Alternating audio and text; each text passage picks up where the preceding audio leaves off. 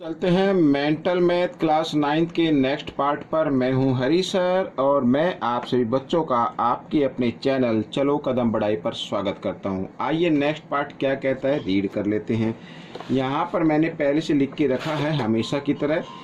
और बच्चों जो बच्चे हिंदी मीडियम में पढ़ते हैं उनके लिए अलग से चैनल है जिसका नाम है maths with Hari sir. YouTube पर आप सर्च कीजिए मैथ विद हरी सर तो आपको मेरा चैनल आ जाएगा, ठीक है।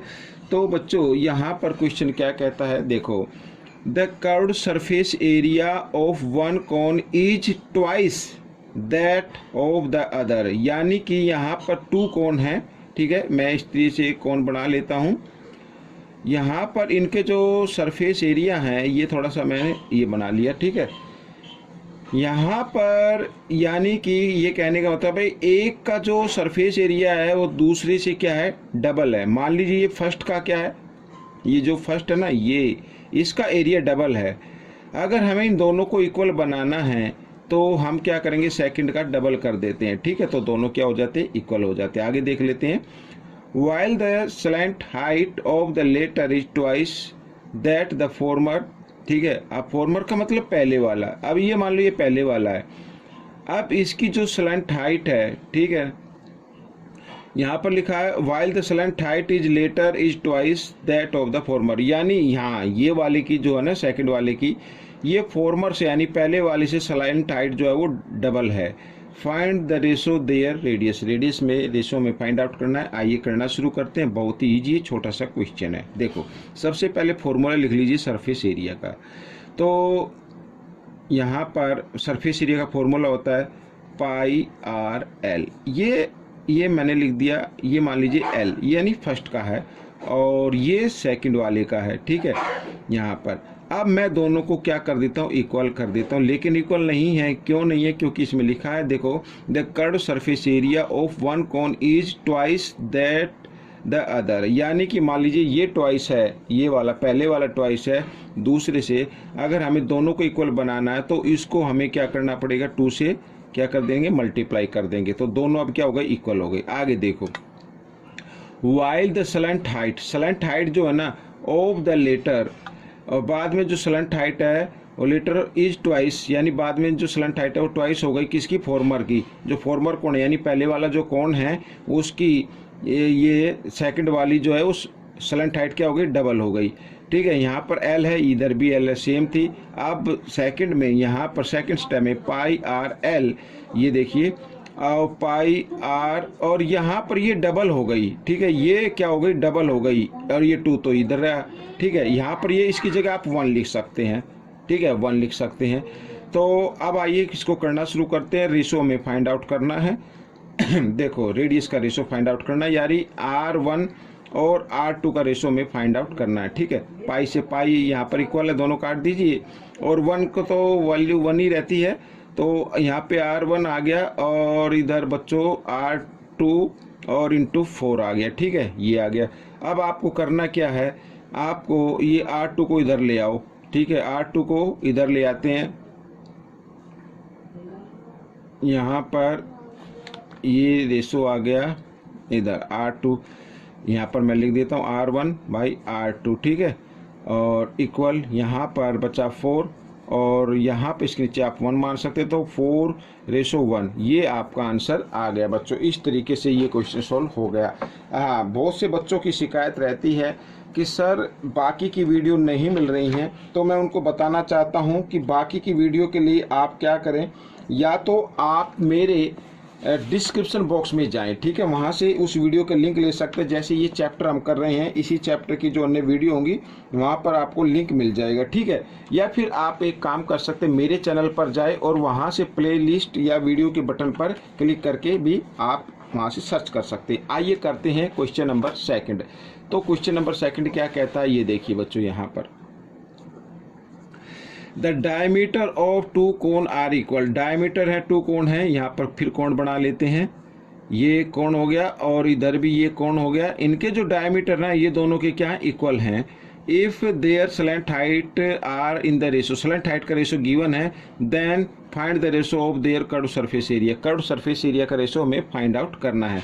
अब बच्चों देखो फॉर्मूला क्या होता है, पाई आर एल होता है, और अगर इसकी डायमीटर इक्वल हैं तो ये डायमीटर इक्वल है तो इसका मतलब रेडियस भी क्या होगी, इक्वल होगी। ठीक है, आइए करना शुरू करते हैं। तो फॉर्मूला क्या होता है यहाँ पर, पाई आर एल, ये मान लीजिए फर्स्ट का हो गया। ठीक है, और रेशो में लिख लेते हैं पाई आर एल, ये सेकंड का हो गया। तो इनकी जो रेडियस है वो क्या है, इक्वल है। पाई तो इक्वल हो गई। यहाँ पर स्लैंट हाइट का रेशो गिवन है। स्लैंट हाइट का रेशो क्या है, गिवन है, ये देखो यहाँ पर 5 और रेशो, यानी ये फर्स्ट का देखो इस तरीके से आप कर लीजिए 5।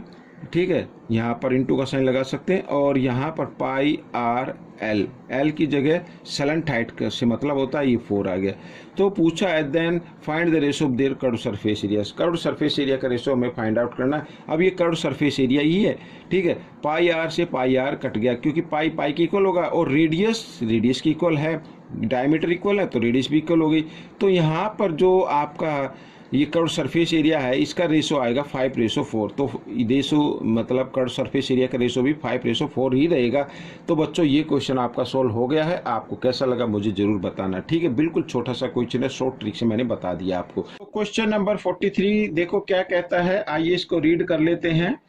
ए right circular cylinder and right circular cone have same radius and the same volume. ठीक है, यहाँ पर देखो ये सिलेंडर बना देता हूँ मैं। ये कहा है कि यहाँ पर ये कौन है और इन दोनों की क्या है, रेडियस सेम है, और वॉल्यूम भी क्या है, दोनों की सेम है। ठीक है ना, तो दोनों की वॉल्यूम इक्वल है। Then find the ratio of the height of the cylinder to the height of cone. तो हाइट का रेशो फाइंड आउट करना है। आइए करना शुरू करते हैं। तो सबसे पहले बच्चों देखो क्या करना है, वॉल्यूम ऑफ सिलेंडर, ये आप लिख लीजिए, volume of cylinder equal volume of cone. ठीक है बच्चों, इस तरीके से वॉल्यूम ऑफ कॉन, क्योंकि क्वेश्चन में गिवन है। फॉर्मूला लिखते हैं पाई आर स्क्वायर एच, ये H1 मान लेते हैं, और यहाँ पे 1/3 पाई आर स्क्वायर एच, ये H2 मान लेते हैं, क्योंकि हाइट का ही रेशो में फाइंड आउट करना है। ठीक है, तो इसका मतलब हाइट अलग अलग होगी। अब सबसे पहले क्योंकि दोनों इक्वल हैं, देखो यहाँ पर पाई से पाई काट दीजिए, आर स्क्वायर रेडियस दोनों की इक्वल है, ये काट दीजिए।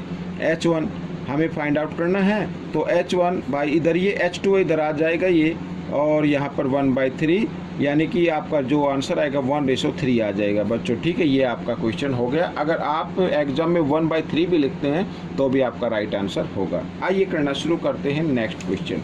तो नेक्स्ट क्वेश्चन में क्या कहता है, आइए इसको भी रीड कर लेते हैं।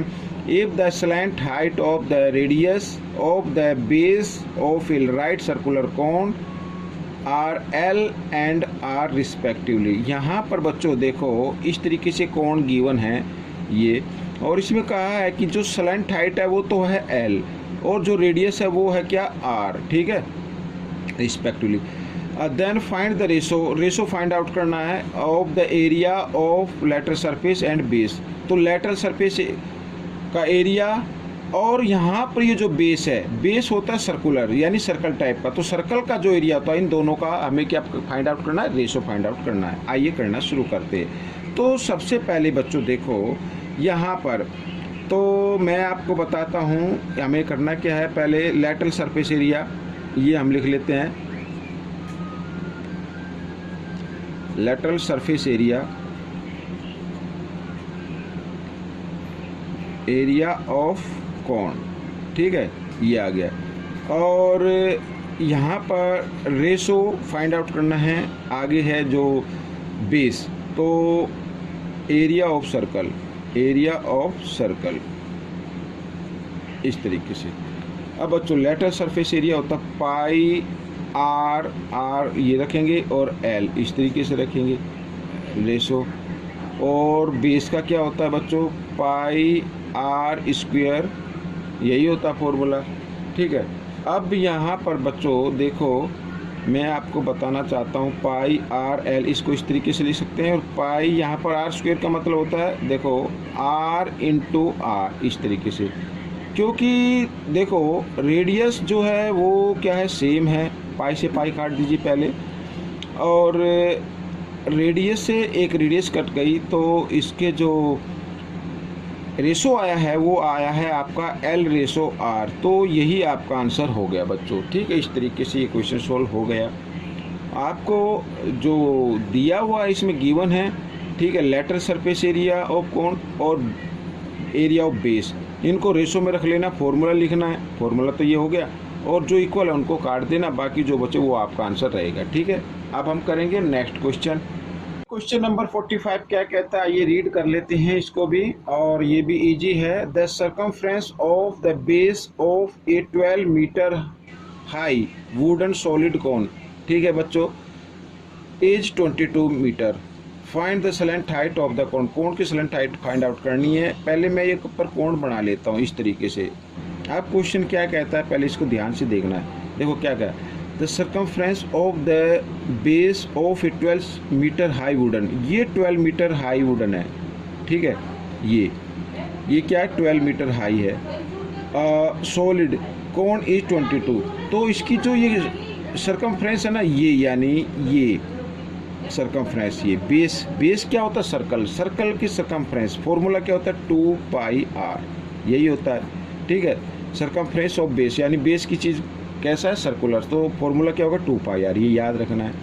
और यहाँ पर गिवन है 22 मीटर, फॉर्मूला तो होता ही है लेकिन गिवन है 22 मीटर।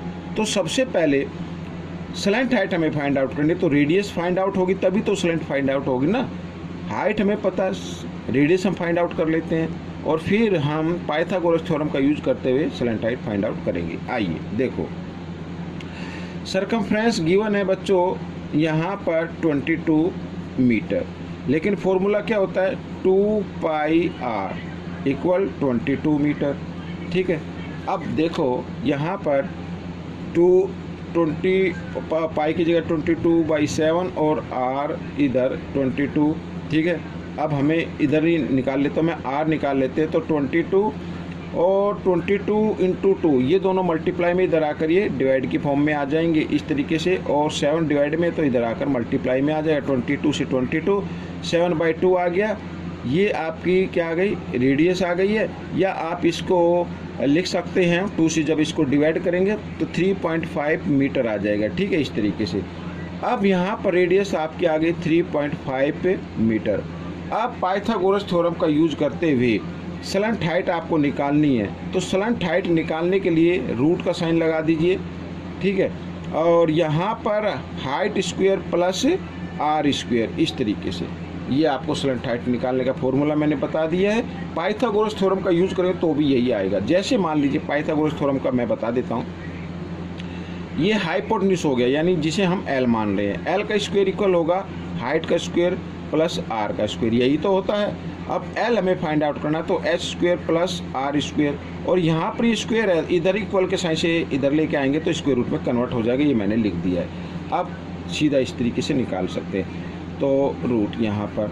अब h है बच्चों 12, तो 12 स्क्वायर और प्लस 3.5 स्क्वायर। ठीक है, अब बच्चों देखो 12 स्क्वायर होता है कितना होता है 144 होता है, और प्लस और 35 का स्क्वायर रूट क्या होगा, मैंने कई बार आपको बताया शॉर्ट ट्रिक से, 5 का स्क्वायर लिख लीजिए, और 3 से नेक्स्ट नंबर होता है 4, दोनों को मल्टीप्लाई कर दीजिए, यानी 3 को 4 से मल्टीप्लाई करना है। हमेशा याद रखना है जो भी नंबर होगा यहाँ पे उस, यानी ये तब होगा जब यूनिट प्लेस पर 5 आएगा, तो 3 से नेक्स्ट नंबर होता है 4, तो 3 और 4 को मल्टीप्लाई किया तो ये आ गया 1225। ठीक है, 1225 क्यों कहा मैंने, क्योंकि यहाँ पर 1 डिजिट के बाद है, और जब हम इनको मल्टीप्लाई करते हैं तो 2 डिजिट हो जाता है, तो 12.25 इस तरीके से। ठीक है, अब इनको क्या कर देना है, ऐड कर देना है, ऐड कर लीजिए। अब क्योंकि इसमें तो पॉइंट है, ये तो ये क्यों रहेगा, और 4 और 2 6, 4 और 1 5। ठीक है, ये आ गया इस तरीके से। अब आपको निकालना है स्क्वायर रूट निकालना है, तो स्क्वायर रूट निकालने के लिए आप एक डिवीजन मेथड का यूज कीजिए। यहाँ पर बच्चों ये पॉइंट के लिए 1 और पॉइंट के पीछे 2 डिजिट है, तो 20 आ जाएगी, और 100 का स्क्वायर रूट क्या हो जाता है 10 हो जाता है, ये तो आपको मालूम है। यहाँ पर मैं 10 लिख देता हूँ। अब इसका निकाल लेते हैं शॉर्ट ट्रिक से, तो पीछे से पेयर बनाते हैं, पहले 1 पे चलेगा 1 के स्क्वायर पे। ठीक है, नेक्स्ट पेयर उतारते हैं, 1 का डबल करते हैं। अब बच्चों देखो यहाँ पर 56 है, अगर हम यहाँ पर 2 का स्क्वायर लें ठीक है। तो जैसे 2 है तो 2 के स्क्वायर पे लें तो 2 2 जा 4, 2 2 जा 4, ठीक है, ये आ जाए तो 2 के स्क्वायर पे चलेगा, ये चला लेते हैं। और 6 में से 4 माइनस करेंगे 2, यहाँ पे बच गया 1 और नेक्स्ट पेयर उतार लिया ये। अब ये 2 यूँ का यूँ आता है और ये जिस पर हमने अभी लिया था फिलहाल में रिसेंटली उसका डबल कर देते हैं और यहाँ पे 5 है तो 5 पे ही चलेगा ये, ठीक है, इस तरीके से। तो अब देखो करके देखो 2 4 5 को 5 से करके देखो, 5 5 जा 25, कैरी टू 5 4 जा 20 और 2 22, कैरी टू 5 2 जा 10 और 2 12, ठीक है, आ गया ना ये। तो इस तरीके से ये हो गया। अब हम इसकी जगह लिख सकते हैं ये स्क्वायर रूट 125, ठीक है।